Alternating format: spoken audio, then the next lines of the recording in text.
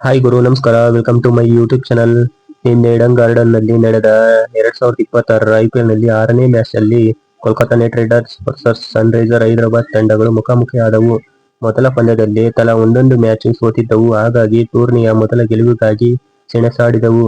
ಈ ಪಂದ್ಯದಲ್ಲಿ ಅಂತಿಮವಾಗಿ ಸನ್ ರೈಸರ್ ಹೈದರಾಬಾದ್ 65 ರನ್ಗಳ ಗೆಲುವು ದಾಖಲಿಸುವ ಮೂಲಕ ಸೀಸನ್ನ ಮೊದಲ ಜಯ ಕಂಡರೆ, ಅತ್ತ ಈ ಮ್ಯಾಚ್ ಅಲ್ಲಿ ಎರಡನೇ ಬಾರಿ ಸತತ ಸೋಲನ್ನಪ್ಪಿಕೊಂಡಿದೆ KKR ತಂಡ.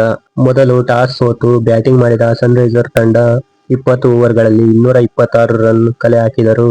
ತಂಡದ ಪರ Heinrich Klaasen 52 run, Abhishek Sharma 48 run ಹಾಗೂ ಟ್ರಾವಿಸ್ ಹೆಡ್ 46 ರನ್ ಕಲೆ ಹಾಕಿದರು. ಈ ಟಾಪ್ 3 ಆಟಗಾರರು ಅನಿಸಿಕೊಂಡರೆ, ಅತ್ತ ಬ್ಲೆಸ್ಸಿಂಗ್ ಮುಜರಾಬಾನಿ 4 ವಿಕೆಟ್ ಕಿತ್ತು ಮಿಂಚಿದರು. ಈ ಟಾರ್ಗೆಟ್ನ ಬೆನ್ನತ್ತಿದ ಕೋಲ್ಕತಾ 10 ಓವರ್ಗಳಲ್ಲಿ 110 ರನ್ ಕಲೆ ಹಾಕಿತ್ತು. ನಂತರ ಕಳಪೆ ಆಟಕ್ಕೆ ತುತ್ತಾಗಿತು. ಬ್ಯಾಟ್ಸ್ಮನ್ಗಳು ಬೇಗ ಪೆವಿಲಿಯನ್ ಅತ್ತ ಸಾಗಿದರು. ಯಂಗ್ ಪ್ಲೇಯರ್ ಆದ ಹಂಕ್ರಿಶ್ ರಘುವಂಶಿ ಅರ್ಧ ಶತಕ ಸಿಡಿಸಿದರು. ಕೊನೆಯದಾಗಿ 16 ಓವರ್ಗಳಲ್ಲಿ ಕೋಲ್ಕತಾ ನೈಟ್ ರೈಡರ್ಸ್ ತಂಡ 161 ರನ್ಗಳಿಗೆ ಆಲ್ಔಟ್ ಆಗುವ ಮುಖಾಂತರ ಸೋಲನ್ನಪ್ಪಿಕೊಂಡಿತು. ಇತ್ತ ಜಯದೇವ್ ಉನದ್ಕಟ್ 3 ವಿಕೆಟ್ ಪಡೆದರು. ಈ ಮುಖಾಂತರ ಹೈದರಾಬಾದ್ ತಂಡ 65 ರನ್ಗಳ ಭಾರೀ ಜಯಗಳಿಸಿತು. ಮ್ಯಾಚ್ ಸೋತ ಬಳಿಕ ಮಾತನಾಡಿದ ಅಜಿಂಕ್ಯ ರಹಾನೆ, ಟೂರ್ನಿಯಲ್ಲಿ ಸತತ ಎರಡನೇ ಬಾರಿ ಸೋಲು ಕಾಣುತ್ತಿರುವುದು ನಿಜಕ್ಕೂ ನೋವು ತಂದಿದೆ.